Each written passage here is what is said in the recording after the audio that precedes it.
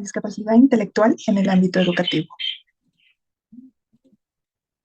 Introducción. Como introducción tenemos que en el ámbito educativo, para determinar la discapacidad intelectual de una persona, se utiliza una clasificación que tiene como base la prueba del coeficiente de inteligencia, donde el promedio es un puntaje de 100. Y si el puntaje obtenido por el estudiante está entre un 70 o 75, se considera que tiene discapacidad intelectual. Por tanto, se agrupa a los estudiantes con un similar rango de coeficiente intelectual para brindar una educación más especializada, misma que es dictada en ciertos centros educativos. Asimismo, es importante mencionar que en el Congreso Mundial de la Educación de Necesidades Especiales, llevado a cabo en Salamanca, se aprueba una declaración sobre las necesidades educativas especiales, donde se establece que cada niño tiene el derecho fundamental a la educación y se le debe dar la oportunidad para lograr y mantener un nivel aceptable de aprendizaje. Por tanto, como primer punto, vamos a ver los criterios de los diversos autores sobre la discapacidad intelectual. De acuerdo con la Organización Mundial de la Salud, nos dice que la discapacidad intelectual es una capacidad intelectual sensiblemente inferior a la media, que se manifiesta en el curso y desarrollo y se asocia a una clara alteración de comportamientos adaptativos, mientras que otros autores nos manifiestan que, en cambio, es el ajuste entre las capacidades de una persona y el contexto en el que funciona, siendo este contexto analizado desde el punto ecológico y multidimensional del funcionamiento humano. Desde mi punto de vista, comprendo la discapacidad intelectual como la dificultad que tiene una persona para aprender en los niveles promedios y en el desenvolvimiento de sus actividades cotidianas, debido a que carece de habilidades para desarrollarse de forma normal dentro de su entorno.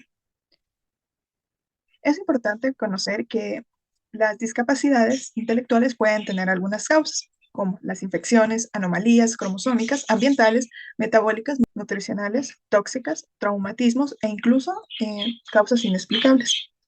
En base a esto, tenemos una clasificación de la discapacidad intelectual en tres grupos: leve, moderada, severa o profunda. En la leve se dice que el coeficiente intelectual del individuo va desde un 50 hasta un 69%, presentando dificultad en el aprendizaje escolar respecto a la lectura, escritura, matemáticas, y su comunicación concreta es menos de lo esperado para su edad, y cuya comprensión es limitada, siendo vulnerable a las manipulaciones. En la discapacidad intelectual moderada, el coeficiente intelectual va desde un 35% a un 49%. Por tanto, su habilidad conceptual es notablemente retrasada, pues presenta limitaciones importantes como la utilización de un lenguaje demasiado simple, y en el ámbito práctico requiere un largo periodo de aprendizaje para desarrollar actividades básicas. Y finalmente tenemos la discapacidad intelectual severa o profunda. Su coeficiente intelectual puede ir desde un 0% al 34%, siendo las habilidades conceptuales reducidas o a su vez implicar el mundo físico para entender. Su lenguaje es limitado en cuanto al vocabulario y gramática, y para comunicar puede hacer uso de gestos, y para el desarrollo de sus actividades requiere de supervisión o incluso ayuda para realizar. Ya, la realidad en nuestro país.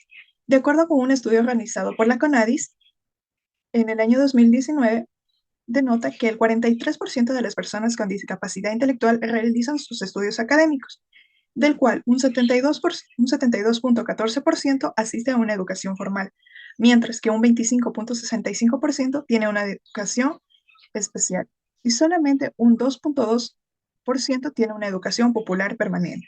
Estos resultados se dan gracias a la Constitución de nuestro país, además de la Ley Orgánica de Educación, los acuerdos ministeriales del 2013 y la Ley Orgánica de Educación Intercultural, en donde detallan diversos artículos que nos permiten garantizar el derecho de las personas con discapacidad. Además, existe una guía de trabajo de adaptaciones curriculares para la educación especial e inclusiva, donde se brinda algunas pautas para trabajar con los estudiantes que presenten una discapacidad intelectual. Por ejemplo, en los estudiantes con una discapacidad intelectual leve es necesario incentivar su participación, tener un adecuado nivel de exigencia y facilitar la experiencia que permite la autodeterminación, evitando así la sobreprotección. En los alumnos que tengan una discapacidad intelectual moderada, es preciso aplicar técnicas y que nos permitan modificar su conducta. Además de ello, buscar actividades y entornos que permitan la interacción social mediante un lenguaje correcto y sencillo. Y finalmente, para las personas con discapacidad intelectual severa o profunda, ellos requieren de una educación especializada en donde reciban una terapia integral con el objetivo de lograr la autonomía y funcionalidad del estudiante. Asimismo, se puede aplicar diversos modelos, como lo son el modelo ecológico y funcional con una programación por entornos. Este modelo tiene su base en el aprendizaje interactivo, mediante el modelo encaminamiento, de forma que establece grupos de aprendizaje coactivo, donde existe una dependencia total del adulto. El aprendizaje cooperativo, el adulto es solo un apoyo para el niño. Y finalmente tenemos el aprendizaje reactivo, donde el estudiante o alumno aprende solo y es reforzado socialmente por un adulto. Y es reforzado socialmente por un adulto. Tenemos el modelo de estimulación multisensorial. Su objetivo es despertar los sentidos. Por ejemplo, en los niños con una discapacidad intelectual grave, se usa la estimulación basal. Finalmente, tenemos la enseñanza de habilidades comunicativas y sociales. Aquí, lo visual es clave para las personas con una discapacidad intelectual para el control del entorno, de forma que cada alumno se le diseña un sistema aumentativo de comunicación.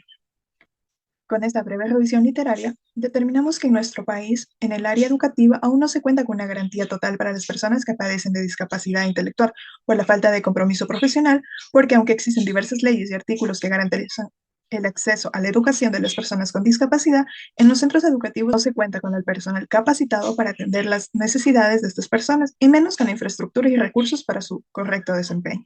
Se concluye que conocer la definición y los tipos de discapacidad intelectual y la forma en cómo se puede apoyar al estudiante permiten al profesional realizar un abordaje basado en las necesidades de los estudiantes, respetando el mismo